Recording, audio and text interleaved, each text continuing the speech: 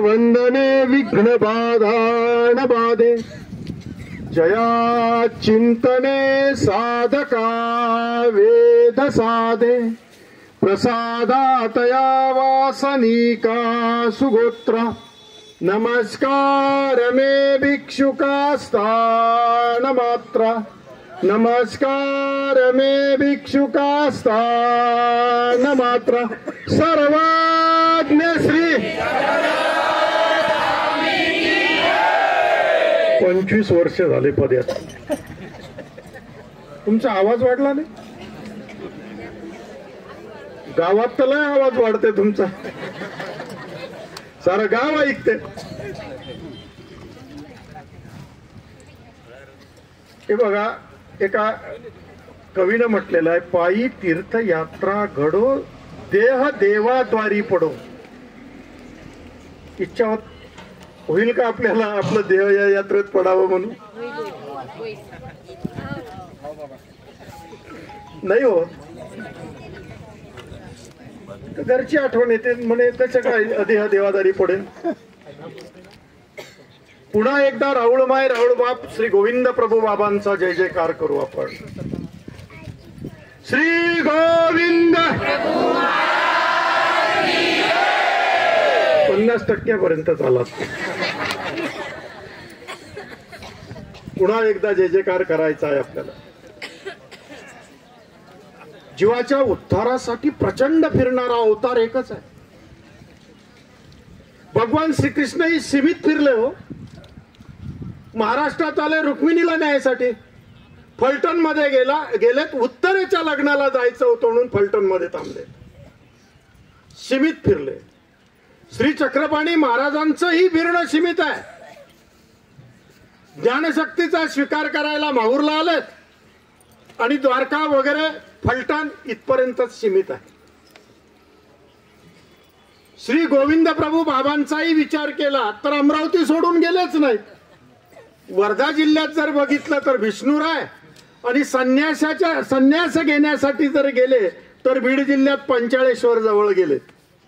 एवढाच संदर्भ आहे. पण एक अवतार अखंड फिरतो आहे, तो म्हणजे दत्तात्रय प्रभूंचा. विचार करा तुम्ही. कुठे सकाळी काशीचं स्नान, कोल्हापूरची भिक्षा, पांचाळेश्वरचं भोजन आणि माहूरला निद्रा. विचार करा. आजही ती दिनचर्या दत्तात्रय प्रभूंची चालू आहे. म्हणून आमचे स्वामी म्हणतात, या मार्गाशी आधिकरण कोण असेल तर दत्तात्रय प्रभू आहे. या समयी पंचाळेश्वरला आहेत. कोल्हापूरची भिक्षा झाली, पंचाळेश्वर पर्यंतचा प्रवास झाला आणि आता या क्षणाला श्री दत्तात्रय प्रभू पंचाळेश्वरच्या स्थानावर सध्या उपस्थित आहेत. आता आपल्याला त्यांच्या जय जयकाराचा आवाज लावायचा आहे. तो तिथपर्यंत पोचला पाहिजे. तसे आवाज तर लय पोचतात आपले. देवापर्यंत आवाज आपला पोचला पाहिजे, हे महत्वाचं आहे. आणि म्हणून आता दत्तात्रय प्रभूंचा जय जयकार आपल्याला करायचा. श्री दत्तात्रय. आत्ता बरे वाटले तुम्ही पदयात्रेत आहात म्हणून. देवाचं नाव घेतलं, जय जयकार केला ना, चालतानाचा आलेला थकवा सुद्धा निघून जातो. मी 40 वर्ष पदयात्रा फिरवतो आहे. 2000 लोक असतात. सर्वज्ञ प्रतिष्ठानची पदयात्रा हंसराज दादा सोबत. आता पुढची पदयात्रा आमची काश्मीर ते जम्मू आहे. लक्षात घ्या. पूर्ण भारतभर सगळीकडे जिकडे आपले देवस्थान असतील तिकडे पदयात्रा खऱ्या अर्थानं सर्वज्ञ प्रतिष्ठानची गेलेली आहे. आणि त्या मागोमाग 25 वर्ष जर कुण्या पदयात्रेने पूर्ण केले असतील तर ती ग्रामीण महानुभाव सेवा मंडळाची अमरावती जिल्ह्यातली पदयात्रा आहे. ते 25 वर्ष झाले. त्या पदयात्रेचे ज्येष्ठ संयोजक तुम्हा सर्वांचे मार्गदर्शन अमरावती जिल्हा अखिल भारतीय महानुभाव परिषदेचे अध्यक्ष आदरणीय सद्देय वैरागी बाबा आता वैरागी बाबाच नावान तसं तर नाव विनय आहे त्यांचं, तसा विनय आहे त्यांच्यात, विनय मुनी म्हणून आहेत.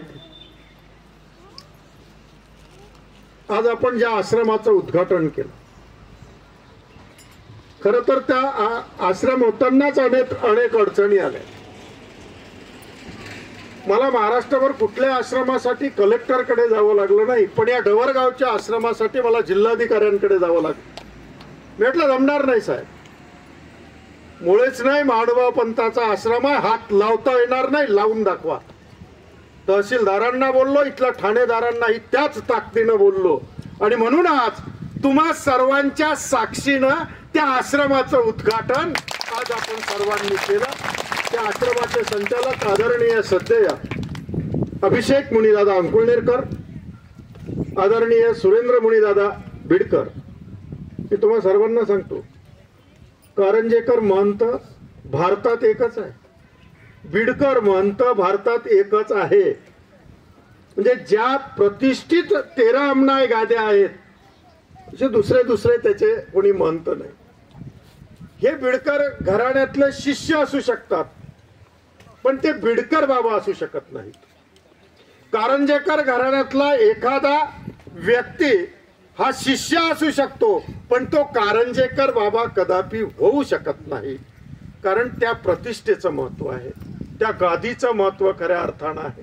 पण मानवभाव संप्रदायात काय होतं, कोणते बाबा आलते, बिडकर बाबा आलते, कोणते बाबा आलते, खामनीकर बाबा आलते. त्या गाद्या उंच आहे, फार उंच गाद्या आहेत. त्या 700 ते 800 वर्षाचा इतिहास त्या गाद्यांना आहे. ती परंपरा आहे, ती एक पीठ आहेत. जसं बाहेर शंकराचार्यांचं पीठ असतं, तशी मानवभाव संप्रदायातली ही प्रमुख पीठ आहेत. याच्या माध्यमातून खऱ्या अर्थानं पंथाचा प्रचार आणि प्रसार होत असतो. आणि म्हणून आणि सगळी पायी चालणारी माणसं, तुमच्या मनात तर प्रत्येक क्षणाला इच्छा आहे की देह देवाच्या द्वारी पडलं पाहिजे, पण घराची ही इच्छा आहे. तरीही हे सगळं असताना सुद्धा किती दिवस आहे पदयात्रा ही? 13 दिवसाचा संन्यास तुम्ही खऱ्या अर्थानं घेतला आहे. 20 दिवसाचा संन्यास तुम्ही खऱ्या अर्थानं घेतलेला आहे. घरून तुम्ही निघालात, तुम्ही त्या देवासाठी निघालेला आहेत, देव शोधण्यासाठी निघालेला आहे. लक्षात घ्या, आमचा जो साधक आहे, साधक हा ज्या वेळेस भिक्षेला निघतो, हातात झोळी घेतो, उत्तरा पंथाकडे हात जोडतो, माझा साधनदाता तिकडे गेलेला आहे, तिकडे आहे, या पवित्र भावनेनं तो हात जोडतो, हातात झोळी घेतो तो साधू. बघा किती बंधन आहे. तुम्हाला सोपं वाटतं बाबा होणं, पटकन बोलतो आपण, बाबा दिसला की पटकन बोलून जातो. ज्या वेळेस तो भिक्षेला निघतो त्यावेळेस त्याला सूत्र स्वामींनी सांगितलेलं आहे, निर्धूम नगर झाली या भिक्षे रिगिजे. आलं का, कळलं का हे सूत्र? 850 वर्ष झाले स्वामींना. ज्ञानेश्वरी घराघरात कळली लोकांना, ओवीबद्ध आहे ती कळली, सूत्रच नाही कळले अजून आम्हाला. 850 वर्ष झाले. सर्वप्रथम स्वामी या महाराष्ट्रात आले आणि तुमच्या आमच्यासाठी मराठीत स्वामींनी सांगितलं, म्हणून लीळाचरित्र ग्रंथ रिद्धपूरला मराठीत लिहिला गेला. म्हणून महाराष्ट्र शासनानं या राज्याचं मराठी भाषा विद्यापीठ 200 कोटी खर्च करून रिद्धपूरला स्वामींच्या नावाने बांधताय. असं असताना महानुभाव साधक, महानुभाव वासनिक किती ताकदीचा असला पाहिजे. निर्धूम नगर झाली या भिक्षे रिगिजे. स्वामी म्हणतात, बघ कौलातून धुपट कमी झालं ना का लक्षात येईल तुझ्या की स्वयंपाक झालेला आहे, तेव्हा तू झोळी घेऊन गावात जा. आता धुपटच निघत नाही, गॅस आले ना हो. आता ते सगळंच बदललं. पुढे सांगतो मी तुम्हाला कसं बदललं ते. निर्धूम नगर झाल्यानंतर हा साधक हातात जोळी घेऊन भिक्षेला निघतो, तुमच्या दारात येतो. तिथेही एका सूत्राचं पालन करावं लागतं. क्षण एक उभ्या राहायचे, मग निघून जायचे.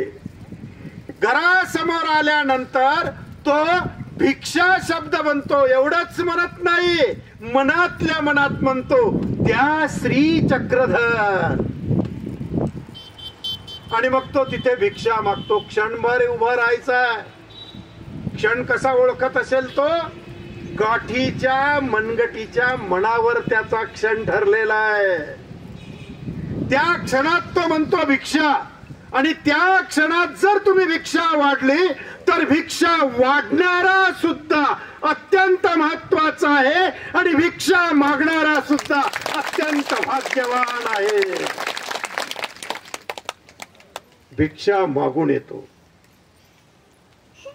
आता स्वामींनी सांगितलं घरनं निवडीत भिक्षा केली. निवड नाही करायची. नाही, मागच्या वेळेस मसाल्याचे वांगेच भेटले होते त्या घरी म्हणून पुन्हा तिथेच. घरानं निवडीत भिक्षा करता येणार नाही. एकीकडून रिगीचे एकीकडून निगीचे म्हटलंय स्वामींनी गावातून. आणि मग ज्या वेळेस तो साधक त्या ठिकाणी भिक्षा करतो, जातो. आता त्याला काय माहित कुठल्या घरी काय शिजलं असेल, सांगता येतं का? आज प्रचंड वाढ झाली त्याची. कारण गहू ज्वारी कमी पिकायला लागला त्याच्यामुळे. आणि मग त्यावेळेस सहयोग वियोग साह्य हे तिन्ही माया करी. माया उभी आहे त्याच्यासाठी. आणि म्हणून एखाद्या घरी काही शिजलं असेल, हा झोळी घेऊन भिक्षेला निघाला असेल, तर पटकन एखादा कुत्र त्या घरासमोर येऊन बसेल. त्या साधकाने ओळखायचं, या घरात भिक्षा मागायची नाही. शास्त्र आहे घरात. आपण वरवर फक्त दत्तात्रय कवच आणि संकष्ट वज्रपंजरू. भीती वाटते का नाही? क्षणाक्षणाची भीती आहे. हा, सर्पभयापासून रक्षावेजी, इंगळी विषापासून, असं आहे ना त्याच्यात. आता एखादा कवी लिहेल तर काय लिहेल? भेसळीच्या दुधापासून रक्षावेजी, कोरोनापासून रक्षावेजी लिहेल ना. हो, कवी आहे, लिहेल तो. करेल नाही का? करणार नाही. आपण भीत चाललेलो आहोत. आपण तर आता ते आई पारायणाच्या पुढे गेलं पाहिजे, सूत्रपाठाचं पारायण केलं पाहिजे, गीतेचं पारायण केलं पाहिजे. कुठेही गेले तर 15 अध्यायच ऐकतो आपण. मरणात जन्म झाला असेल तिथे, घराचं वास्तू असेल तिथे एकच अध्याय. 16व्यातही गेलो नाही आणि 18व्यात जाण्याची गरज वाटत नाही. संन्यासयोग सांगितला आहे, तो कसा काय वाचायचा आपण? असो, मी तुम्हाला सांगत होतो की हा घरनं निवडीत भिक्षा करतो आहे. तिथे त्याला ती म्हणजे त्या ठिकाणी ईश्वराध्य करणारं ती माया त्याच्यासाठी उभी आहे. काही संकेत आहेत भिक्षा मागणाऱ्यांसाठी. जर भिक्षेला गेला तर घरासमोर जातो आहे, फडफड करत एखादा पक्षी जर येऊन बसला तर त्या घरात भिक्षा मागायची नाही. कारण तिथं काहीतरी दुसरंच शिजलेलं आहे. घरात बाई वेणी विचारत असेल तर भिक्षा मागायची नाही. नक्कीच डोक्यातल्या उवा नकावर घेऊन ती मारत असेल, तिथेच नक्कीच हिंसा सुरू असेल. संकेत आहेत काही, शास्त्रात दिलेले संकेत आहेत. हे सगळे पाडून तो साधक भिक्षा मागतो. आल्यानंतर प्रसाद सेवा करतो, देवाला आठवतो आणि महत्वाचं म्हणजे उल्लेख आठवतो. उल्लेख आठवतो की संध्याकाळी झोपताना मसाल्याचे वांगे खाण्याचा उल्लेख झाला होता का? पुरणपोळी खाण्याचा उल्लेख झाला होता का? जर झाला असेल तर कुठल्या तरी घरी देवता चेष्टकत्व करून ती पदार्थ करायला लावेल आणि याच्या भिक्षेत येतील. भिक्षेत आल्यानंतर त्या साधकाला ते पदार्थ खाता येत नाही. उल्लेखीला पदार्थ आहे, तो खाता येणार नाही. इथे उल्लेख करताच येणार नाही. हा सगळा उल्लेख त्याला आठवावा लागतो. उल्लेख न करता एखादा गोड पदार्थ जर आला असेल तर तो माझ्यासाठी नाही, कुण्या एका अभ्यागतासाठी आला असेल आणि म्हणून त्याच क्षणाला येणाऱ्या अभ्यागताची सुद्धा त्याला वाट पाहावी लागते. सोपं आहे का साधू? सोपं आहे. आणि हे सगळं झाल्यानंतर झोळीतलं ओले ओले पदार्थ जे आहे तो पात्रात घेतो. कोरडं जे आहे ते संध्याकाळसाठी ठेवावं लागतं. संध्याकाळी भिक्षा मागता येते का? नाही, संध्याकाळसाठी ठेवावं लागतं. आता माणसं बदलली, समाज बदलला, सुशिक्षित समाज झाला. पहिले या महाराष्ट्राच्या घराघरात 10 वाजता स्वयंपाक होऊन जात होता. आता 2 वाजेपर्यंतही स्वयंपाक घरात होत नाही, कारण आम्ही सुशिक्षित झालो. मग त्या साधूनी काय करायचं 2 वाजेपर्यंत? म्हणून त्याला नाश्त्यासाठी त्याच भिक्षेत लावून ठेवावं लागते. आणि ओला तो आपल्या पात्रात घेतो, कोरड्या ठेवतो आणि त्या ठिकाणी परमेश्वराचं चिंतन करत करत तो जेवतो. कारण भिक्षेत सव्वापर अमृत आलेलं आहे. स्वामींनी सांगितलं त्या सगळ्या गोष्टी त्या ठिकाणी आलेल्या एकत्र खानपान तो करतो. करत असताना एकही भाकरीचा कुटका सुद्धा तो पडू देणार नाही पडू देत. कारण त्याला कणाकणाचं महत्व आहे.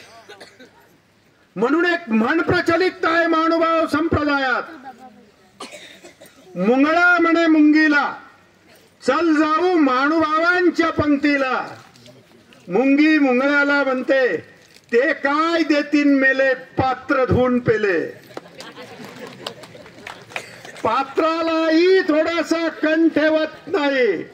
तुम्ही हसलात पण विचार करा, या महाराष्ट्राच्या मातीत सर्वप्रथम अन्नाचं महत्व कुणी विशद केलं असेल तर ते सर्वज्ञ श्री चक्रधर प्रभूंनी केलं. संध्याकाळी केलेला स्वयंपाक नालीत फेकत असेल तर आपण खरंच सर्वज्ञांचे उपासक आहोत का हे चेक करावं लागेल आपल्याला. इतकं अन्नाचं महत्व सांगितलं, किती कष्टानं शेतकऱ्यांनी ते पिकवलं, तुमच्या घरापर्यंत आलं आणि तुम्ही खुशाल शिजलेलं फेकून देत असाल. बाहेरच्या संप्रदायातही अन्नाला परब्रह्म म्हटलं. मग आपण ते फेकत असू तर कणही वाया जाऊ देता कामा नये हा सर्वज्ञांनी सांगितलेला उपदेश आहे.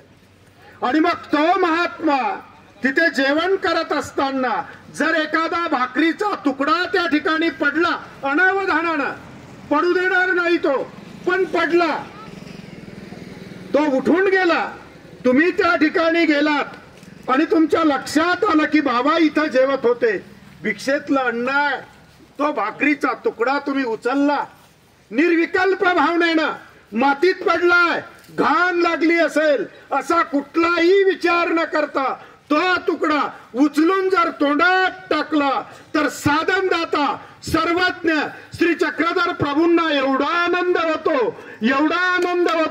स्वामी म्हणतात, काय म्हणतात? स्वामी म्हणतात, ज्या वेळेस तुझं हे देह पडेल त्यावेळेस ते देह स्वीकारून मी महाराष्ट्रभर धर्म कार्य करेल. हरिपाळाच्या जीवनात घडलेला हा योग आहे, फुकट नाही. फुकट देह हरिपाळाचं स्वीकारलं स्वामींनी. चक्रपाणी महाराजांचं होतं ना, ते सोडलं आणि हरिपाळाचं जाऊन स्वीकारलं. हरिपाळाच्या जीवनामध्ये खऱ्या अर्थानं हा योग तो आलेला आहे. आणि म्हणून हरिपाळाचं देह आमच्या स्वामींनी त्या ठिकाणी स्वीकारलेला आहे. बघा ना, परमेश्वर अवतार. मला वेळ मी बोलतच आहे. नाही बोला म्हणता तुम्ही, पण कार्यक्रम वाल्यांची फजिती होईल. मला बोलायला काय, मी एकदा पेटलो की पेटत असतो, पण ते बाहेरचं पेटणं नाही हो, धार्मिक पेटणं आहे. परमेश्वर अवतार 3 प्रकाराने जन्म घेतात.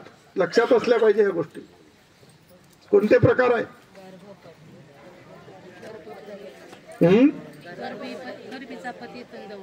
बरोबर.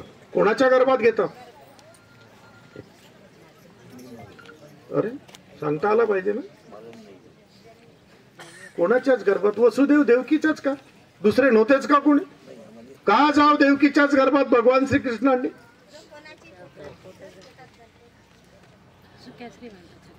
ज्याने अनेकांचे दोष पोटात घातले असतील. एखादा दोष आपण बघितला, एखाद्या साधूचा बघितला असेल, एखाद्या नामधारकाचा बघितला असेल, एखाद्या वासनिकाचा बघितला असेल, एखाद्या ज्ञानियाचा बघितला असेल, किंवा एखाद्या आपल्याच परिवारातल्या एखाद्याचा दोष आपण बघितला असेल, तो दोष इतरांना न सांगता पोटात आपण धरून ठेवला तर परमेश्वर त्याच्या पोटी जन्म घेतात. वसुदेव देवकीला घडलेला योग आहे.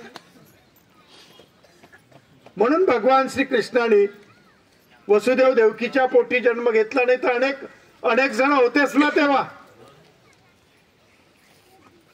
आणि म्हणून गर्भ कोणाचा स्वीकारतात? गर्भी स्वीकारती जीवा ते दवडती. कोणाचा दवडणं करतात? दवडणारा अवतार कोणता आहे? श्री प्रभू बाबांचा. का दवडलं त्या ठिकाणी? आणि श्री प्रभू बाबांनी त्या ठिकाणी का आपला अवतार धारण केला? ज्यांनी अनेकाला सप्तव्यसनापासून काढून ईश्वर धर्माला लावलेला आहे, देवता भक्तीपासून काढून ईश्वर धर्म स्वीकार सांगितलेला आहे, त्याचं दवडणं करून त्याला सुखपाला पाठवतात आणि आपण त्या ठिकाणी अवतार धारण करतात. आणि तसं पतित, मी सांगितलं तुम्हाला, भिक्षेचं अन्न पडलेला गेलात आणि दिसला तो भाकरीचा तुकडा, तुम्ही उचलून निर्विकल्प भावनेनं जर टाकलात तर परमेश्वर खऱ्या अर्थानं आपलं हे देह स्वीकारतात आणि त्याच्याकडून खऱ्या अर्थानं परमेश्वर कार्य करून घेतात. म्हणून या पद्धतीनं खऱ्या अर्थानं आम्हाला आमच्या संप्रदायाचं तत्व सिद्धांत खऱ्या अर्थानं आम्ही समजून घेतला पाहिजे आणि त्या पद्धतीनं खऱ्या अर्थानं पाऊल टाकलं पाहिजे. काय सिद्धांत आहे आमचा? सर्व धर्मानं परित्यज्य मामेकम शरणम व्रज अंत्वा सर्व पापेभ्यो मोक्षयिष्यामि मा शुच. भगवान श्रीकृष्णाने कुरुक्षेत्राच्या रणांगणावर अर्जुनाचा रथ उभा केला आणि रथात सांगितलं की अर्जुना लक्षात घे, सर्व धर्मानं परित्यज्य. म्हणजे तुझे जेवढे काही देहधर्म असतील, तुझे जेवढे काही गुणधर्म असतील, त्या सर्वांचा त्याग करून तू मला एकट्याला शरण ये, मीच तुला मोक्ष देऊ शकतो. आणि ते स्वामींनी सांगितलं. भगवान श्रीकृष्ण द्वापार युगात बोलून गेले आणि इकडे श्री चक्रधर स्वामी सांगून गेले की येत शरण आले काही मरण असेल. म्हणजे शरण गेलेला माणूस मरत नाही असं नाही, मरतो. पण आपल्याला का परमेश्वराची भक्ती करायची आहे हे समजून घ्या. परमेश्वराच्या भक्तीमुळे आपला एक फायदा एवढा जरूर आहे, पुनरपि जननम पुनरपि मरणम. या भवचक्रातून आपण सुटतो. परमेश्वर भक्ती ती अनन्य गतीची शरण, ती शरण खऱ्या अर्थानं आहे. मरण जरी आपलं देहाचं होईल पण हा त्या भवचक्रातून सुटेल. पुनरपी जननम पुनरपी मरणम, या भवचक्रातून तो खऱ्या अर्थानं सुटणार आहे. याच्यासाठी महानुभाव संप्रदाय एकनिष्ठ ईश्वर भक्ती करतो, एवढंच कारण आहे. आपल्यालाही मोक्ष पाहिजे आहे का नाही? आणि मग आपल्याला भवचक्रातूनच सुटायचं आहे. आता तुम्ही तर वडाच्या तिथं ते चक्र मारता आणि म्हणता 7 जन्म हातपती मिळावा. हा, बरोबर आहे ना? पती शब्द चांगला आहे, अर्थ काय होतो? होतो ना? मग तुम्ही परमेश्वर आहात. कुणाचे? पत्नी. एकदम बरोबर आहे. बाईचे नाही, घरच्या बाईचे. मग तुम्ही त्याचे परमेश्वर आहात, आहे का नाही? आता एखादा निघाला गेला, रस्त्यानं जाता जाता दुकान दिसलं, कलियुगाचं अमृत तिथं मिळते. तिथं तो गेला, अमृत पोटात टाकलं. टाकल्याबरोबर 10 मिनिटांना लेझिम खेळत खेळत घराकडे निघाला. येता येता रस्त्यात एक गटार लागली, त्या गटारी जवळ पडला. आता मला सांगा, घरच्या बाईचा परमेश्वर तुम्ही, त्या बाईनं तुम्हाला उद्बत्ती कुठं दाखवा?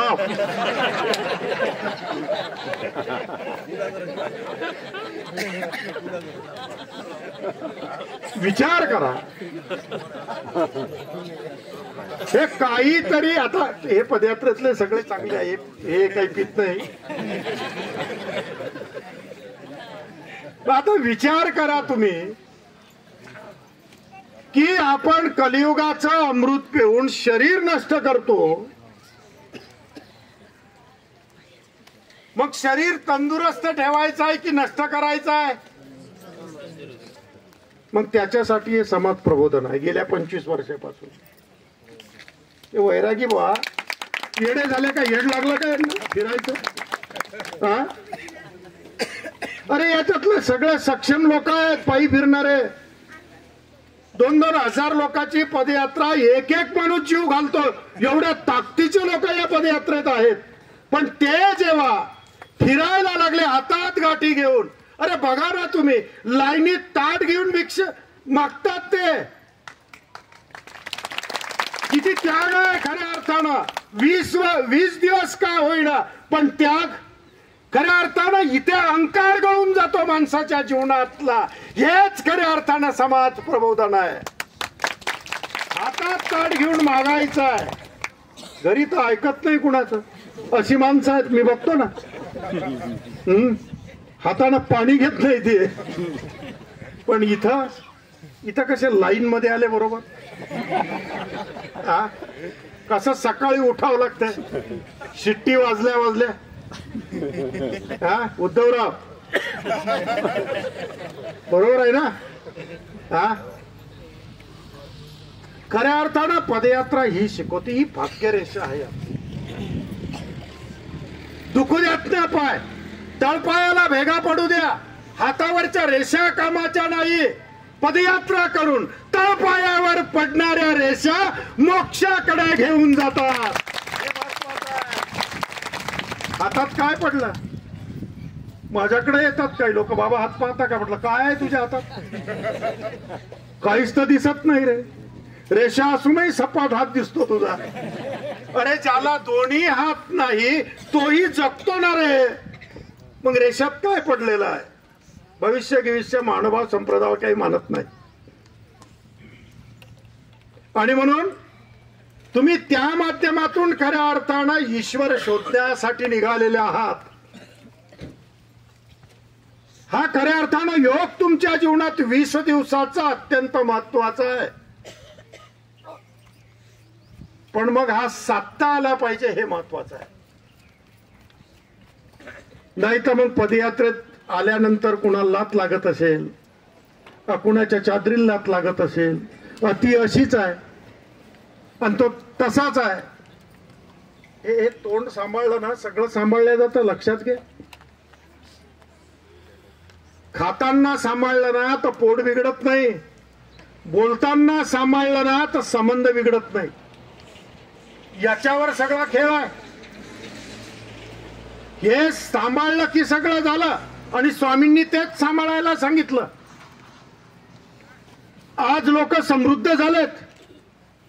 लोकांकडे फोर व्हीलर आहे, लोकांनी शेत्या घेतल्या असतील, लोकांनी बंगले बांधले असतील, समुद्राच्या काठावरही बंगला घेण्याची इच्छा, त्याही पेक्षा कधीच जिथे जायचं नाही त्या चंद्रावर सुद्धा जागा घेण्याची माणसाची तयारी.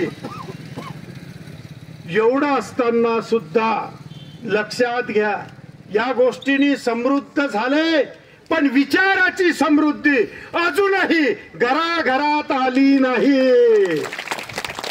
आली का? नाही आली. स्वामींनी एक सूत्र सांगितलं, दमतीदार सूत्र. स्वामी निघाले, एक सुडा कटिप्रदेशी, एक सुडा श्रीमुकुटी. चांपे गौरव वर्ण तेज आहे स्वामींचं. स्वामी चाललेले आहे. दुपारची वेळ झालेली आहे. मागे नागदेव आचार्यांचा सगळे भक्तिजन आहे. नगर जिल्ह्यातला स्वामींचा तो प्रवास आहे. स्वामी लोणी पारनेर वरून निघालेले आहे, लोणीवरून निघालेले आहे. पारनेरला स्वामींना पोचायचं आहे. संध्याकाळ होत आलेली आहे. सूर्य अस्ताला निघालेला आहे. आता एकदम अंधार पडण्याच्या तयारीत आहे. गावातला पुजारी, त्या गावात मंदिर आहे, गावाच्या बाहेर ते मंदिर आहे. गावातला पुजारी लगबगीनं आला, आरती लावली, ओवाळायला लागला. आणि आता ओवाळून त्याला ताबडतोब गावात जायचं आहे. कारण पहिले मंदिर ही गावाच्या बाहेर होती आणि म्हणून वेश बंद व्हायच्या आत त्याला गावात प्रवेश करायचा आहे.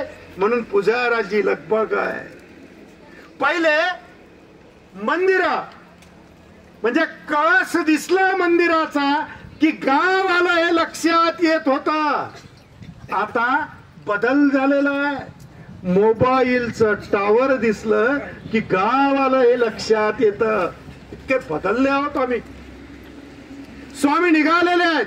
बघितलं स्वामींनी का आता तो गुरव, तो पुजारी मंदिराला कुलूप लावून निघून जाईल, आपल्याला तर तिथे थांबायचं आहे. अशा वेळेस स्वामी नागदेवाला म्हणतात, नागदेवा थांबव रे त्या गुरुवाला, थांबव जरा. आणि पटकन नागदेव म्हणतात, अगा ए गुरुवा थांब.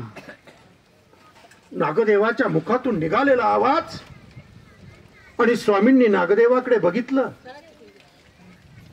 नागदेवाला म्हणतात, नागदेवा असं बोलायचं नसतं रे. नाही, चुकला तू बोलण्यात, तू बोलण्यात चुकला. सर्वज्ञांचं हृदय पाजरलं. सर्वज्ञांच्या मुखातून एक सूत्र जन्माला आलं, महात्मेनी प्रिय वक्त्या भावे. काय सूत्र आहे? स्वामींचे पुत्र आहे ते. हे सूत्र स्वामींनी ज्या वेळेस दिलं, तुम्हाला बरं वाटलं असेल. महात्म्यांना गोड बोलायला सांगितलं नाही. सर्वज्ञांचा विचार ज्याच्या हृदयात आहे त्याचा आत्मा हा महान आहे, तो महात्माच आहे. गोड बोलता आलं पाहिजे हे सर्वज्ञांनी खऱ्या अर्थानं सांगितलं इथे. मग 800 वर्ष झाली. या सूत्राचा प्रभाव आपल्या घरात झाला का? जर झाला असता तर सासू सुनेचं भांडण या महाराष्ट्रात राहिलं असतं का? गोविंद प्रभू बाबांना वीर बांधावं लागली. काय रिद्धपुरात केली का तुम्ही?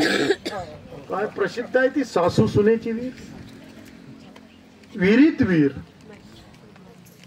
हा विचार आम्ही घेऊ शकलो नाही, म्हणून विचाराची शुद्धता झाली नाही. विचाराने आम्ही समृद्ध झालो नाही. विचारानं समृद्ध होता आलं पाहिजे. सांगितलेला विचार खऱ्या अर्थानं आम्हाला घेता आला पाहिजे आणि त्या माध्यमातून प्रत्येक पाऊल खऱ्या अर्थानं आमचं पडलं पाहिजे. इथे तुम्ही आलात, पदयात्रेचा प्रवास तुम्ही करता आहात. जर घरात लक्ष असेल तर देवात लागू शकेल का? आणि म्हणून घरदार सगळं त्यागून खऱ्या अर्थानं तुम्ही आलात आणि एखाद्या वेळेस एखाद्या शेतात आहे, संध्याकाळची वेळ आहे आणि मग आता झोपायचं आहे, थंडी तर पडलेली आहे. अशा वेळेस किती गर्दी करतो आपण आपल्याला जागा मिळावी म्हणून. काहीच पाहत नाही हो आपण, काहीच पाहत नाही. खरंच अशा गर्दीत देव भेटेल का? नाही मिळणार. ती थंडी कमी करण्याची ताकदही त्याच्यात आहे. तुम्ही बघा ना, अनुभव घेऊन बघा. आजही आमच्या महाराष्ट्रातले अनेक साधक ढोऱ्या डोंगरात तपश्चर्या करतात, एका कपड्यावर, एका उपरण्यावर. देव पाठीशी आहे, देव पाठीशी आहे. म्हणून मी नेहमी सांगतो, प्रवचनातून भारतभर सांगतो की तुम्ही 2000 लिटर दुधाने अभिषेक केल्यापेक्षा,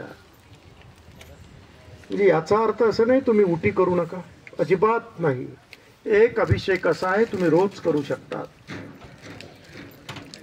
तुम्ही 2000 लिटर दुधाने अभिषेक केल्यापेक्षा तुम्ही तुमच्या घरातल्या देवपूजी समोर बसा, एखाद्या स्थानाला गेले त्या स्थानासमोर बसा, गुरु तुमच्या घरी आले त्या गुरूंसमोर बसा. बसला तुम्ही की डोळे मिटा, डोळे मिटला की हात जोडा. तुम्ही आठवा तुम्ही कितीकांचं मन दुखवलं, कितीकांना वाईट बोलले, कितीकांना फसवलं, कितीकांना लुबाडलं. तुम्ही आठवत चला. आठवता आठवता तुमच्या हृदयाला पीळ बसेल. पीळ बसला की टाचकन 2 थेंब घरातल्या देवपूजी समोर गळतील. ज्या स्थानाला गेले त्या स्थानासमोर गळतील. गुरु घरी आले गुरूंसमोर गळतील. तो तुमच्या जीवनातला सर्वश्रेष्ठ अभिषेक असेल. हा अभिषेक करता आला पाहिजे. करता तुम्ही?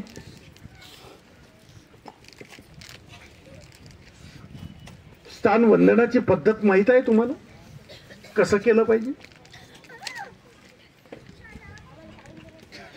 स्थानाला गेल्यानंतर आधी दंडवत घातले पाहिजे, मग स्थानवंदन केलं पाहिजे. लिहायचं प्रमाण आहे याला, माहित आहे? सांगून देऊ, आहे का माहित? लिहायचं प्रमाण आहे. स्वामी जेव्हा निघाले परमेश्वरपुराला, खराळा गाव माहित आहे तुम्हाला? खराळा गाव माहित आहे का? खरवाडी जवळ खराळा आहे, चांदूर बाजार रोड. केलं का स्थान? पदयात्रेवाले नका बोलू, तुम्ही 25 वर्ष हेच काम करून राहिले. गाववाल्याला विचारू द्या, डवर गाववाल्याला. मी पहिल्यांदाच आलो या गावात. इथला पोरगा आहे माझ्याकडे, श्याम नावाचा, माझ्या आश्रमात असतो, माझ्यासोबत असतो तो. आणि मी सांगत होतो की स्वामीच्या वेळेस त्या खराळ्याला आले. स्वामींनी आपल्या पायातले उपाण्णव म्हणतात, आपण चपला म्हणतो, स्वामींच्या श्रीचरणामध्ये उपाण्णव, चपलीला उपाण्णव म्हटलं गेलेलं होतं, ते काढले. गळस बघितले. सोबत चांगदेव नावाचा छोटासा मुलगा आहे. आणि मग ते कळस बघितल्यानंतर स्वामींनी हात जोडले. ही जोडलेली क्रिया छोट्याशा चांगदेवानं बघितली आणि त्यांनीही हात जोडले. आता त्यांनी हात जोडल्यानंतर स्वामी चांगदेवाकडे बघतात आणि म्हणतात, बटिका, आम्ही जय केले, तुम्हीही जय करत असा. अरे तुम्हा साष्टांग लाभे की घाला घाला दंडवते. स्वामींनी चांगदेवाला त्या ठिकाणी दंडवत घालायला लावले. कळस दिसता क्षणी रिद्धपूरचे स्वामी चांगदेवाला दंडवत घाला म्हणतात. स्थान दिसताना सुद्धा आम्ही दंडवत घालत नाही, त्या चपला स्थानापर्यंत जातात. विचार करा, विचार करण्यासारख्या गोष्टी आहे. आणि म्हणून स्थान दिसता क्षणी आम्ही दंडवत घातले पाहिजे, नंतर स्थानवंदन केलं पाहिजे. स्थानवंदन झाल्यानंतर पुन्हा दंडवत घातले पाहिजे. हा विधी आहे. विशेष कपाळाला लावता तुम्हाला नाही, मी यांना विचारतो, विशेष कपाळाला लावता की कपाळ विशेषाला लावता? विशेष कपाळाला लावतो. चुकीची पद्धत आहे. अशी पूजा नाही काही आपल्याला अभिप्राय. हा विशेष आहे. विशेष कपाळाला लावणे म्हणजे जिथं कपाळ आहे तिथं नेऊन टेकवणे. टेकवला की असा फिरवतो आपण जशी काही विश्वाची परिक्रमाच त्या विशेषाला आपल्या कपाळावर करवतो. ही चुकीची पद्धत आहे. विशेष हातात घेतला पाहिजे आणि कपाळ झुकवलं पाहिजे. कपाळ विशेषाला लावायचं आहे. ही विधियुक्त पूजा आहे. ती करता आली पाहिजे. किती वाजता देवपूजा करता तुम्ही?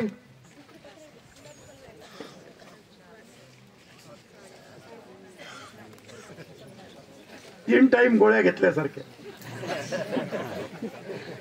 दुपार सकाळ संध्याकाळ 3 टाइम डॉक्टर लिहून देत नाही का? सकाळी 3 ते 6च्या आत आपली देवपूजा नामस्मरण झालं पाहिजे. 8 वाजेपर्यंत तर आपण बिस्तऱ्यावरच असतो. सूर्य निघाला का विचारतो आपण. सूर्य निघाला का?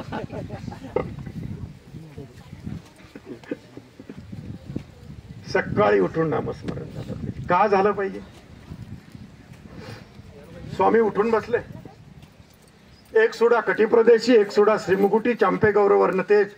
स्वामी उठून बसले. शेजारी महादाईसा बसली. महादाईसानं डोळे बंद केले. स्वामींच्या लीळाती आठवते पाहिलेल्या. आणि इकडे स्वामींनी डोळे बंद केले. आता हळूच महादाईसानं डोळे उघडून बघितलं. अरे मी डोळे बंद करून यांचं चिंतन करावं आणि हे डोळे बंद करून कुणाचं चिंतन करतात. यांच्यापेक्षा कुणीतरी मोठा असला पाहिजे. डोक्यात आला. पटकन प्रश्न केला त्याच क्षणाला महादाईसाने. महादाईसा बनता आलं पाहिजे आपल्याला. महादाईसाने त्याच क्षणाला प्रश्न केला, जीजी आम्ही बाबा ते चिंतितो, बाबा कवणा ते चिंतितात. बाबा आम्ही तुमचं चिंतन करतो, तुम्ही कुणाचं चिंतन करता? स्वामी म्हणतात, बाई हे श्री प्रभू बाबाची थाप चिंती. जे श्री प्रभू बाबांनी आमच्या पाठीवर थाप दिलेली होती त्या थापेचं चिंतन करतो. आणि आम्ही सकल जीवाते चिंती. सकल जीवाते म्हणजे सर्व जीवात. वा रिकामा बसलाय तो. पगारी ठेवला का नाही तुम्ही? रोज एक ताट ठेवता समोर, संकल्प दाखवता, त्याच्यावर तो पार सकळ जीवाचं चिंतन करत बसतो. सोपे अर्थ करून घेतो पटलेले. सकळ जीवाते म्हणजे जे सकाळी 3 ते 6च्या उठून बसलेले आहेत, नामस्मरण करतायत, त्या जीवाचं परमेश्वर चिंतन करतो. 9 वाजेपर्यंत गोधडीत झोपलेले आहे त्याचं चिंतन नाही होत. रिकामा नाही तो. रिकामा आहे का? आणि मग त्यावेळेस अदृष्ट पर आणि दृष्ट पर 2 शब्द आहेत. महत्वपूर्ण शब्द आहे ते. अदृष्ट पर म्हणजे सकाळी संत लोक सुद्धा उठून बसलेले असतात, नामस्मरण करतात. त्यांना काय पाहिजे? काही नको आहे. ते त्या काळात परमेश्वराला काय मागतात? भगवंता बस झालं, याही क्षणाला नेलं तर बरं होईल. पण आता पुनरपी जननम पुनरपी मरणम या चक्रात नको टाकू. आता मी पुन्हा काही इकडे येत नाही. आता तुझ्या श्री चरणाजवळच मला जागा मिळाली पाहिजे, याची मागणी सुद्धा संत लोक सकाळी 3 ते 6च्या परमेश्वराला करतात. हे झालं दृष्टपर. दृष्टपर तुम्ही संसारिक लोक आहे, तुम्हाला सगळ्याच गोष्टी पाहिजेत. नोकरी लागेल, कापूस नाही पिकून राहिला तर हे परमेश्वरा पिकू दे, मागावं लागेल. ते स्वाभाविक आहे, संसारात आहे तुम्ही. गैर नाही चुकीचं, त्याला नाही मागायचं तर कोणाला मागायचं? किती ताकदीनं म्हणतो, त्वमेव माता च पिता त्वमेव. जर तो माझा आई बाप असेल तर मग मागायचं का नाही त्याला? मागितलंच पाहिजे. पण केव्हा? सकाळी 3 ते 6च्या आत. तेव्हा देतो तो, तेव्हा देतो. हे दृष्टापार मागणं जे आहे ते सुद्धा सकाळी 3 ते 6च्या आत आपण देवाला मागितलं पाहिजे.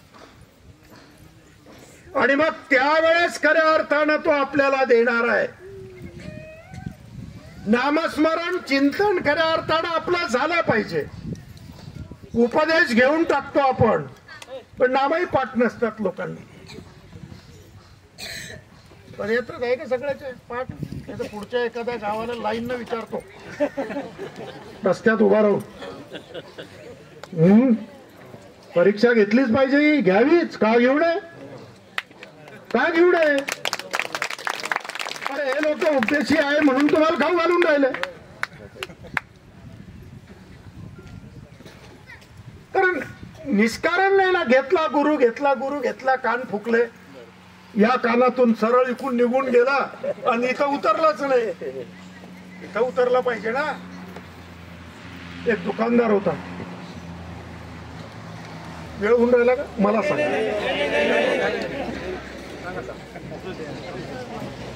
एक दुकानदार होता आणि त्याच्या दुकानात 3 मूर्ती होत्या. मूर्ती एकसारख्या होत्या, काहीच फरक नव्हता. आणि मग एक जण घेणारा गेला, पहिल्या मूर्तीजवळ गेला. त्याने विचारलं याची किंमत? म्हणे काही नाही, या मूर्तीची किंमत 10,000 रुपये आहे. मग म्हणे याच्या शेजारी आहे, तिची किती? लोक चौकशा करतातच ना, घ्यायचं काहीच नसतं, रिकाम्या चौकशा करतील. म्हणे या दुसऱ्या मूर्तीची किंमत? तो म्हणे याची 20,000 रुपये आहे. मग पुन्हा तिसऱ्या मूर्तीकडे गेला, म्हणे याची काय किंमत? दुकानदार म्हणे होय तिची 30,000 रुपये किंमत आहे. मग त्यांनी सांगितलं, तो आता घेणाराही मोठा चौकस होता. मग पहिल्याच मूर्तीची किंमत कमी करून, हिची शेवटच्या 30 आहे तर तिची 30 असली पाहिजे. अरे डोळे 2 आहे, नाक 1 आहे, कलर सारखा आहे, फरक काहीच नाही, मग किमतीत तफावत कशी? तो म्हणे आहे. त्याने एक काडी उचलली, हातात घेतली, या कानातून मूर्तीच्या घातली, या कानातून निघाली, म्हणे हिची किंमत 10,000 आहे. दुसऱ्या मूर्तीजवळ गेला, कानात काडी घातली, ती तोंडातून बाहेर आली, म्हणे हिची 20,000 आहे. तिसऱ्या मूर्तीजवळ गेला, कानात काडी घातली आणि ती हृदयात गेली, म्हणे हिची 30,000 रुपये किंमत आहे. कळलं का तुम्हाला मला काय म्हणायचंय? तुम्ही जर एखाद्या कार्यक्रमाला गेलात, नुसते बसलात, ऐकलं, या कानानं ऐकलं, या कानानं सोडून दिलं, त्याची किंमत देवाजवळ अजिबात नाही. एखाद्या कार्यक्रमाला गेला, ऐकलं, ऐकल्याबरोबर जे होतं नव्हतं कुणी विचारलं नाही तरी त्याच्या समोर या तोंडातून बडबड करून काढून टाकलं, त्याची ही किंमत नाही. किंमत कुणाची आहे? ऐकलेलं, हृदयापर्यंत नेलं, चिंतन केलं, स्मरण केलं, त्याची खऱ्या अर्थानं किंमत आहे. ते चिंतन आम्हाला करता आलं पाहिजे, ते स्मरण आम्हाला करता आलं पाहिजे. नाही तर मग दुःख आलं का देव देव, विड्यावर विडे वाहते. वाहता का? पत्रम पुष्पम एवढं इतक्या जोऱ्यानं म्हणतात, त्या देवाला वाटते थोड्या वेळ बाहेर गेलेलं बरं, भक्त पॉवरफुल आला होता.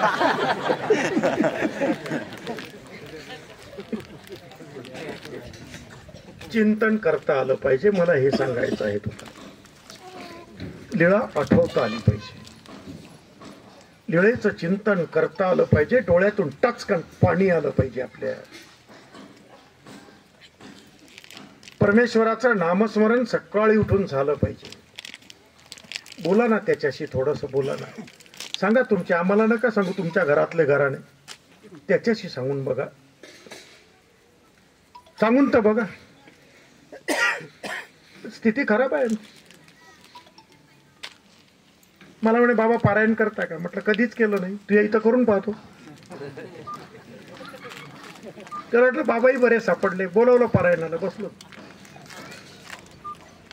गेलो घरी, बसायला टाकलं, बसलो, पाठ समोर, पोथी माझ्याजवळ होती, पोथी काढली, गंध अक्षता झाला, विडा ठेवला, 100 रुपये त्याच्यावर विडा ठेवला. मी पारायण सुरू केलं. दुःख त्याला आहे, गोळ्या मी घेऊन राहिलो. दुःख घरच्या माणसाला आहे. त्या मी पारायणासाठी त्याच्या घरी गेलो,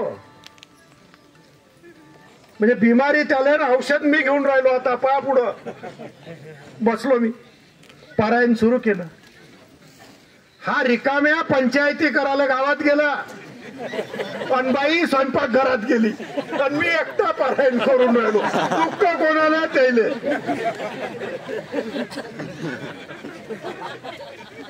₹100 लटकवला बाबा, गेला लटकून.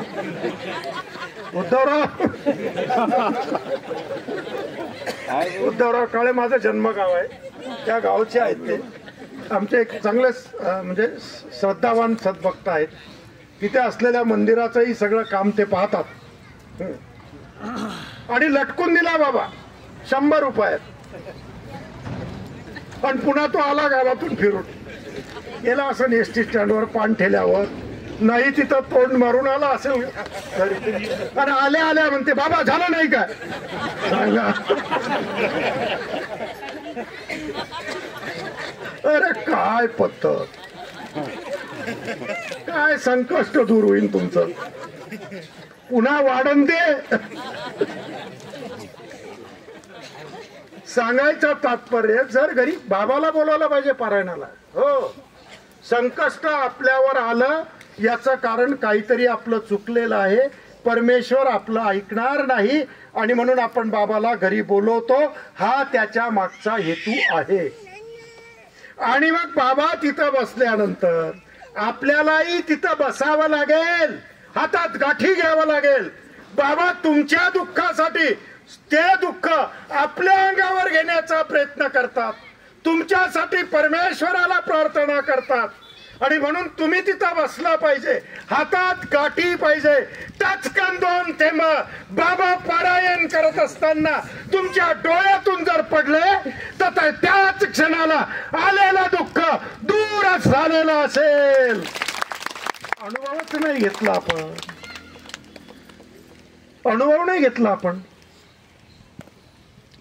आपल्या घरातल्या देवाऱ्याचा अनुभव आपण घेतला नाही, त्यातला विशेष किती महत्वाचा आहे हे आपण जाणलं नाही. अरे कुठूनही उचलून देवाऱ्यात ठेवलेला नाही ना तो, ज्याला परमेश्वराचा स्पर्श झालेला आहे, अशा ठिकाणचा तो पाषाण आहे. तो परमेश्वर तुमच्या घरात खऱ्या अर्थानं बसलेला आहे. मग तुम्हाला ते घेता येत नाही. इथेच तर चुकतो आहोत आपण, इथे चुकतो आहोत आपण. आणि मग तो खऱ्या अर्थानं ते नामस्मरण, ते चिंतन आम्हाला करता आलं पाहिजे. संकष्ट आलं का देवदेव करतो आपण. मार्गशीर्ष महिना तर रिकामाच नसतो. 11 महिने तसेच रिकामे. मार्गशीर्ष महिना आला का विचारूच नका गडबड. ते देवाला कोणी सकाळी 4 वाजताच जीव घालते.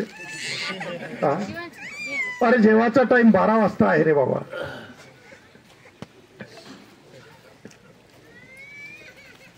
खऱ्या अर्थानं आपल्याला आपलं तत्व समजून जर आपण काही करत असेल तर त्या गोष्टी अत्यंत महत्वाच्या आहेत. त्या समजून खऱ्या अर्थानं आम्हाला घेता आले पाहिजे. अलीकडे खेटाही करतात लय लोक. खेटा करतात, खेटतेत की फेटतेत हे मला नाही माहित अजून. त्याच्यावरचा वेगळा विषय, वेगळं प्रवचन होऊ शकतं.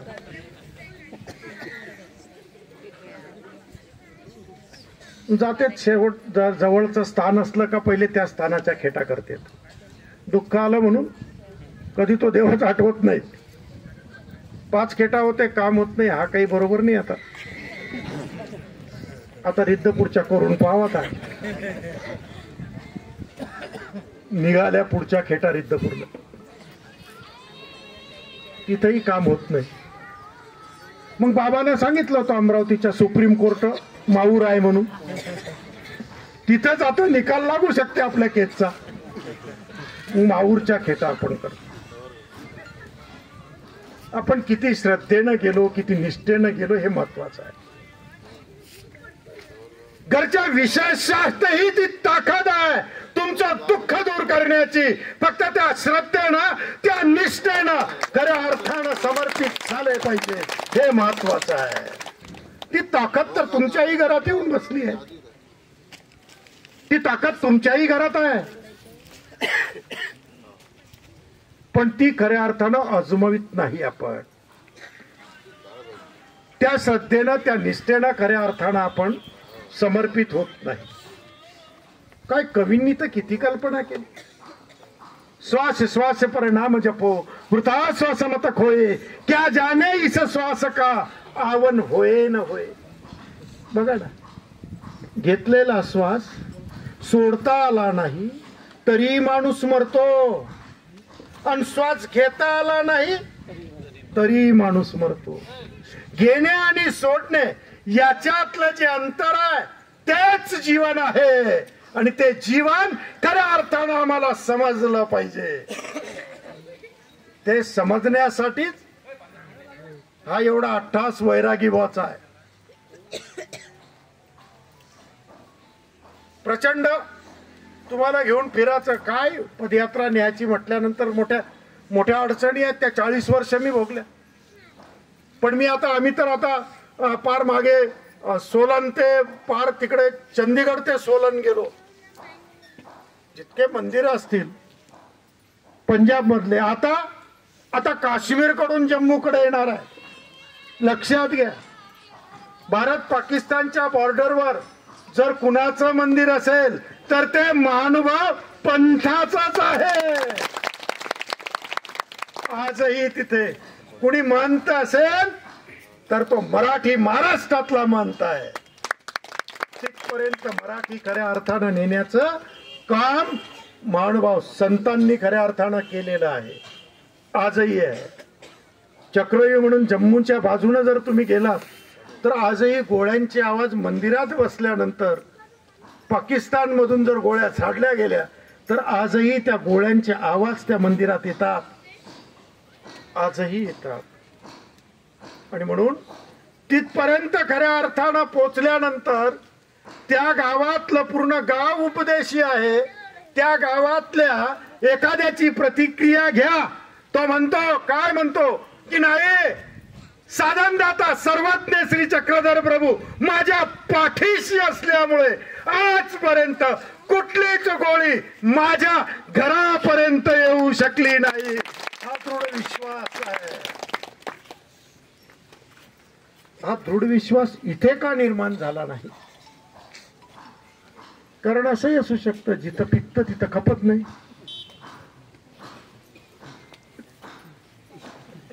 असं असू शकतं. मी बऱ्याच कार्यक्रमाला जातो, एवढाच वर्ग असतो माझ्या समोर. मी म्हटलं, तुमचे घरात पोरं नाहीच काय? म्हणे आहे बाबा. मग ते काऊन नाही आणले?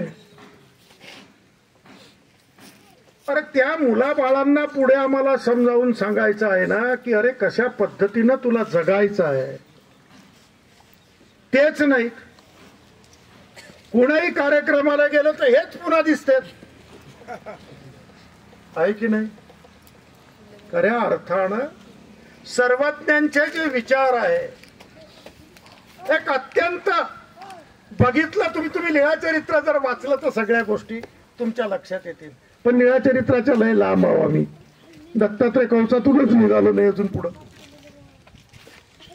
काय नाही त्याच्यात. लोणारचं सरोवर आहे, माहित आहे तुम्हाला? कशामुळे पडलं? कोण सांगितलं? अरे यापूर्वी सायनच्या आधी 800 वर्षापूर्वी लीळा चरित्रात त्या उल्का पडून झालं हे स्वामींनी सांगितलं. आता तुम्ही तिकडे गेले सायन्स मध्ये, जरा लीळा वाचली तर कळेल तुम्हाला. वाचतच नाही ना आम्ही. आणि म्हणून वाचता आलं पाहिजे. वाचाल तर वाचाल. आणि म्हणून याच निमित्तानं सगळा हा जो अट्टास असतो वैरागी बुवांचा, मग समाज प्रबोधन व्याख्यानमाला असतील, प्रचंड त्रास होतो. कार्यक्रम घ्यायचा म्हटल्यावर कोणी म्हणतात पैसे खाल्ले. बोलायला काय लोकांना काही काही प्रयत्न करतात गावात झालाच नाही पाहिजे. झालता ना मागच्या वेळेस. लय लोक काही विचार सांगता येत नाही. पण अशाही बिकट परिस्थितीत तुम्हाला धर्म समजावा, तुम्हाला धर्म कळावा, तुमच्याकडून काहीतरी घडावं, यासाठी खऱ्या अर्थानं गेली 25 वर्ष अखंड परिभ्रमण खऱ्या अर्थानं ते करतायत. समाज प्रबोधन व्याख्यानमालेच्या माध्यमातून चिखलदऱ्यात श्री चक्रधर जयंती केली. कोणीच नाही आमचं उपदेशी. मग एकूण तिकून पकडून केलीच, पण केली का उपदेशी झालं असा, त्याशिवाय होत नाही. आणि म्हणून मी सांगत असतो नेहमी प्रवचनातून, थोडं तसं कडकही बोलणं असते माझं. पाणी बहता भला आणि साधू घुमता भला. कारण पाणी वाहत असलं तर स्वच्छ असते, आणि जर ते एका ठिकाणी थांबलं तर पिण्यायोग्य राहत नाही. तसा साधू सुद्धा फिरत राहायला पाहिजे, म्हणजे तो खऱ्या अर्थानं समाजाला नवीन नवीन विचार तळागाळापर्यंत देऊ शकतो. त्याप्रमाणे तो साधू अखंड परिभ्रमित असला पाहिजे. हे तत्व सर्वज्ञांनी सुद्धा खऱ्या अर्थानं विशद केलं. तोच धागा पकडून आदरणीय वैरागी बाबा या पदयात्रेच्या माध्यमातून खऱ्या अर्थानं फिरत असतात. आमची दिवाळी झाल्यानंतर 5 दिवसानंतरच आमची पदयात्रा असते सर्वज्ञ प्रतिष्ठानची. आम्ही भारतातला असा कुठलाच कोपरा सध्या ठेवला नाही. जर आंध्र तेलंगणात गेलो, आंध्र जर सोडला तर, पश्चिम बंगाल जर सोडला तर, बाकी सगळीकडे फिरलो. आताही काश्मीर कडून लाल चौकातून जम्मूकडे यायचं आहे, तशी काही भीती नाही. आता ती तो आपल्याला वाटतं तिथं गोळीबार असं काही नाही. मी 2दा जाऊन आलो मी 2दा तिथे. कारण आपले उद्देशी आहे, आपले मंदिर आहेत. आपण इकडे तिकडे बघायला जातो, फिरायला जातो, हे बघू दे ते बघू दे, जरा जाऊन यायचं. दिल्लीत जायचं, दिल्लीतले मंदिर बघायचे. पंजाबमध्ये जिथे जिथे तिकडे गेल्यावर अडचण येईल तर मला सांगा तुम्ही, मी सोडवतो बसल्या जागेवर, काही चिंता करू नका. आणि अशा माध्यमातून खऱ्या अर्थानं प्रचार आणि प्रसारही आपला होतो. ईश्वर भक्ती होते, नामस्मरण होते, चिंतन होते, साधना होते. ती होणं अत्यंत महत्वाचं आहे. तुम्ही आज या डवरगाव या गावी खऱ्या अर्थानं पोचलात, अत्यंत भाग्यवान ही मंडळी आहे. कारण आश्रम नव्हता, आता आश्रम झाला. महत्वाचं आहे हो. मी सांगतो, मी एकदम मोकळा सांगणार आहे. सगळेच जण आहे तिथे. खेड्यात आश्रमच करत नाही कोणी. खेड्यातलं मंदिर असलं ना, म्हटलं नाही का त्या बाबाला राहाल नाही पाहत, ते म्हणते नाही बाया परिभ्रमण थांबते, या स्थानाहून त्या स्थानाला जाणं थांबते. पण आमच्या अभिषेक दादांनी हा निर्णय घेतला आणि या गावात खऱ्या अर्थानं त्यांनी आश्रम केला. परिसरातही त्याचा उपयोग खऱ्या अर्थानं व्हावा, त्यांनी तो लाभ खऱ्या अर्थानं द्यावा. तुम्ही तिकडे जाऊन पोथ्या करता, इकडे जाऊन पोथ्या करता. तुम्ही आता या परिसरात गावागावात जाऊन बसलं पाहिजे, पोथी केली पाहिजे. धर्म सांगणं आपलं काम आहे. साधूने निर्मळी असला पाहिजे. देईल मिळेल ते घेणारा साधू असला पाहिजे. या पद्धतीनं जर खऱ्या अर्थानं आपण आपल्या जीवनात चालत गेलो तर आपल्याला तो भेटल्याशिवाय राहत नाही. त्यालाच खऱ्या अर्थानं आपल्याला भेटायचं आहे. आणि म्हणून हे सगळे भाग्यवान आहेत की इथे पदयात्रा आली आणि तुमच्या गावात आली. कारण आता बानखेडला येणार आहे तर मी नाही, तर मराठी भाषा विद्यापीठाची मंत्रालयात महत्वपूर्ण बैठक असल्यामुळे 7 तारखेला मला तिथे जाणार. रिद्धपूरला स्वामींच्या नावानं या राज्याचं मराठी भाषा विद्यापीठ होते आहे. महिन्याच्या वेतनावर खर्च 27 कोटी आहे. प्रचंड मोठं विद्यापीठ आहे. काल या महाराष्ट्र राज्याचे उपमुख्यमंत्री मुंबईमध्ये विश्व मराठी संमेलनामध्ये त्यांनी सांगितलं की जगातली मराठी संस्था असेल किंवा या भारतातली किंवा या राज्यातली कुठलीही मराठी संस्था असेल तर यापुढे त्या संस्थेला मराठी भाषेचं सर्टिफिकेट हे रिद्धपुरातून घ्यावं लागेल. आणि म्हणून त्या पद्धतीनं खऱ्या अर्थानं ते पुढे जात आहे. गेल्या 2 दिवसापूर्वी 10 वर्षापासून ज्या रेल्वे स्टेशनची मागणी होती ती सुद्धा केंद्रीय रेल्वे मंत्र्यांनी मान्य केली आणि सांगितलं 8 दिवसाच्या आत तिथं गाड्या थांबल्या पाहिजे. म्हणजे ही सोय सुद्धा केंद्राने खऱ्या अर्थानं, मी 4 दिवसापूर्वी दिल्लीत होतो म्हणून मी कधी कुठे असेल हे मलाही सांगता येत नाही. सकाळी कुठे असेल तर रात्री अजून कुठला फोन आलेला असेल अशी धावपळ सध्या आहे. कारण पंथ आपला पुढे गेला पाहिजे. मानवावही खऱ्या अर्थानं जगाला कळाला पाहिजे. जगाच्या विद्यापीठात सर्वज्ञांच्या जीवन चरित्रावर खऱ्या अर्थानं अभ्यास झाला पाहिजे. हा ध्यास घेऊन मी पुढचं पाऊल खऱ्या अर्थानं टाकलेलं आहे. आणि म्हणून त्या माध्यमातून माझा प्रचंड प्रवास खऱ्या अर्थानं वाढलेला आहे. असं असतानाही सुद्धा डवरगावला तुमच्या भेटीचा योग यावा. कारण म्हटलं एका कवीनं, तुमच्या भेटीत देव भेटे आणि कपाडाचे गोमटे नवनीत लाभे अवचटे परशास्त्राचे. तुमच्या भेटीमुळे मला माझा साधनदाता सर्वज्ञ श्री चक्रधर प्रभू भेटणार आहे आणि या संतांच्या भेटीमुळे तुम्हाला साधनदाता सर्वज्ञ श्री चक्रधर प्रभू भेटणार आहे. इतकं भेटीचं ते महत्व आहे. आणि म्हणून तुम्हा सर्वांची भेट या ठिकाणी झाली. तुमच्या भेटीत खऱ्या अर्थानं देव भेटल्याचा आनंद मला प्राप्त झाला. बस एवढंच बोलून वैरागी बाबा आणि पदयात्रेकरूंना अनंत कोटी शुभेच्छा या ठिकाणी व्यक्त करतो. गाववाल्यांना सुद्धा या ठिकाणी अभिनंदन करतो की झालेल्या आश्रमाचा समन्वय साधून, आपला आश्रम आहे लक्षात घ्या, समन्वय साधला पाहिजे. बाबा जर एखादा तापट असेल तर मला सांगा. महाराष्ट्रभरातले फोन करत असतात. मी बाबाला त्या गावातल्या मंदिरातल्या बाबाला धर्म समजावून सांगत असतो की वासनिकांचं आणि आपलं नातं कसं असलं पाहिजे आणि वासनिकाचं आणि साधूचं कसं असलं पाहिजे. हाही एक विषय आहे, जनरल नसतो, हा बसून बोलायचा असतो. आणि म्हणून समन्वय आपल्याला खऱ्या अर्थानं साधता आला पाहिजे. तो साधण्याचा प्रयत्न आपण सर्वांनी करा. आणि म्हणून तुम्हा सर्वांना या पदयात्रेच्या निमित्तानं दंडवत करतो.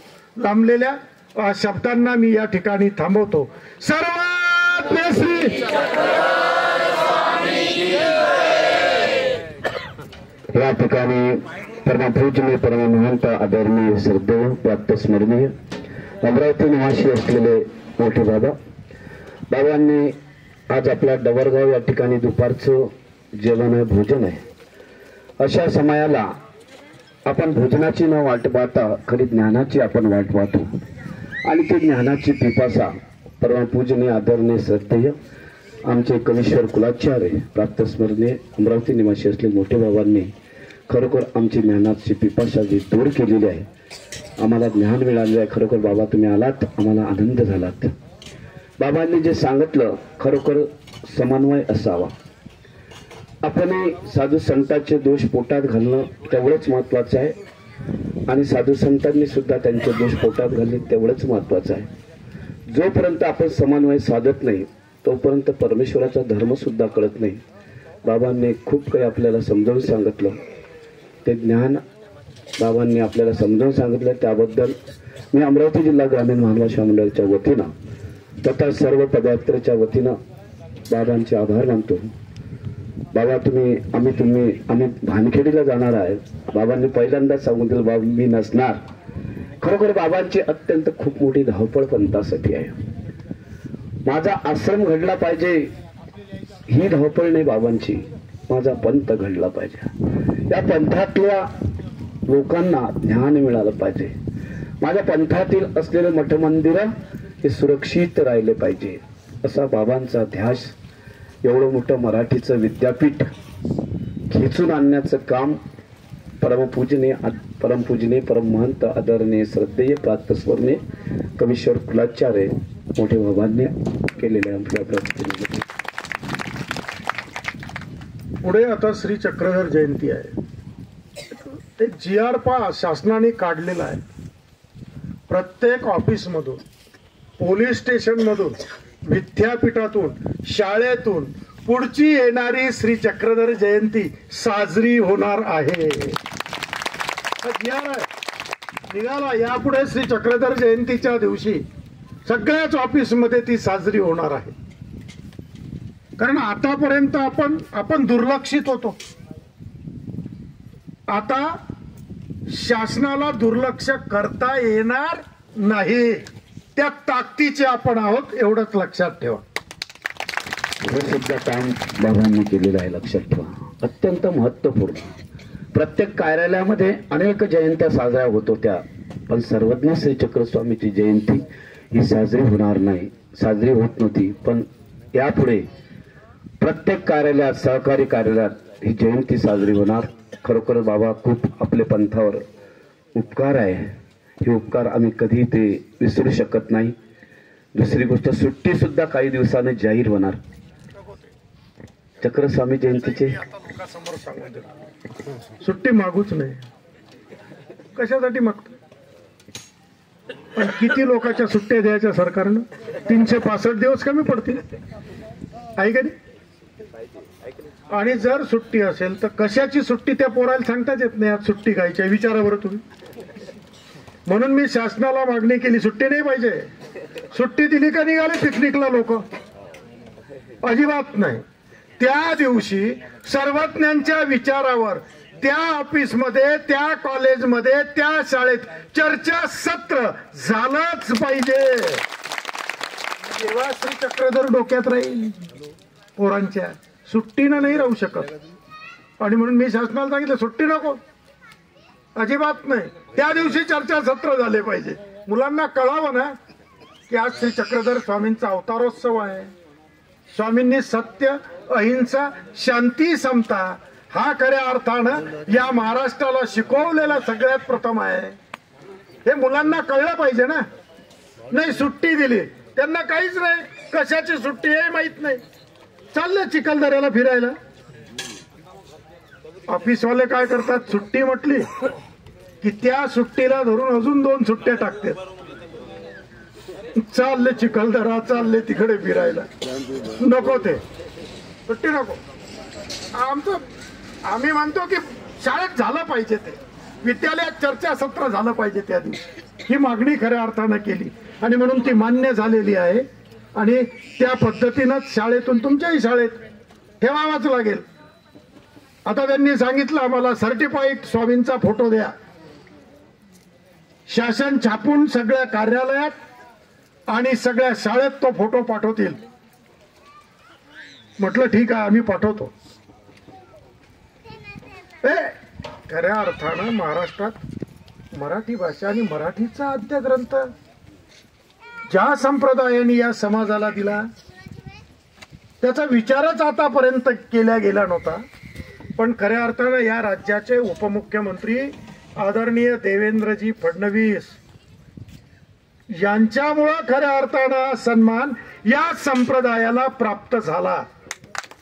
नाही तर 288 आमदारात कोण आमचं कुणीच नाही. कोण उचलल प्रश्न? कुणीच नाही. बाबा तर ओरडत होते पण त्यांनी तो उचलला. पूजनीय सरसंघचालक डॉक्टर मोहन भागवतांनी तो प्रश्न उचलला आणि खऱ्या अर्थानं मग शिंदे साहेब असतील, पवार साहेब असतील, अजितदादा या सगळ्यांनी, सगळ्या मंत्रिमंडळाने तो खऱ्या अर्थानं विचार करून विद्यापीठ श्री चक्रधर जयंती साजरी करणे हे खरे महत्वपूर्ण प्रश्न आपले मार्गी त्यांनी खऱ्या अर्थानं लावलेले आहेत. धन्यवाद दादा. आपल्या प्रयत्नाला यश मिळत राहू एवढीच या ठिकाणी विनंती करतो आणि या ठिकाणी आत्ताचं प्रबोधन, खरं प्रबोधन हे संपलं असं मी जाहीर करतो. दंडोत.